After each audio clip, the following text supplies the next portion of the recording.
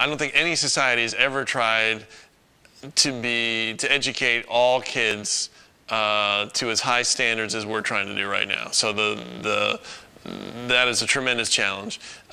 Simultaneously, there's never been so much to know, and the amount of what you could know is overwhelming.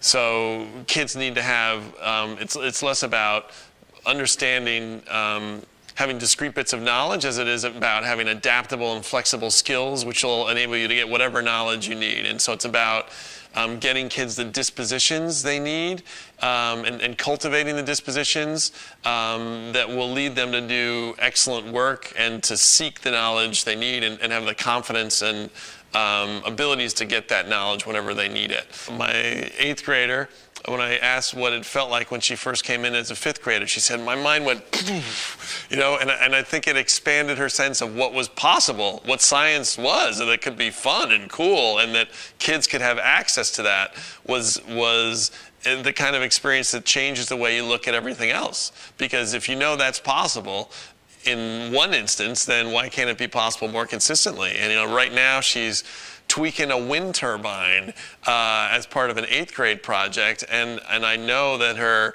kind of stick-to-itiveness and her passion for science in part came from the 2 great experiences she had at GMRI. My 5th grader, frankly, never saw her be as passionate about a day of school as she was the night when I talked with her after her trip to GMRI. And it didn't take prompting from me. She wanted to show me, you know, to walk me through every station she went through. I had to watch every video that she created with her group, plus get her play-by-play on her own play-by-play of what she had, you know, her hypothesis and her conclusions that she drew based on what she'd observed with her classmates. And it was fabulous to see that kind of excitement.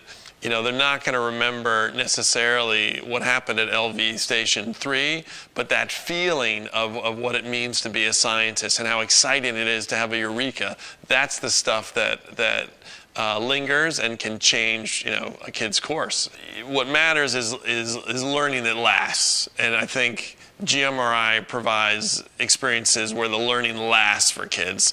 And again, it isn't necessarily the discrete knowledge, but it's the dispositions that it takes to get to that, what it takes to achieve excellence, what it takes to experiment, what it means to be curious, how it feels to be curious. Those kinds of feelings and dispositions are what's going to keep a kid energized in science, and that they can recall when they face a similar challenge, you know, a couple years later. And it's something that they can look back at and refer to when they're trying to envision what science could be for them, and that they have a role. That science isn't for somebody else, science can be for them, because they got to play scientists and they got to be scientists.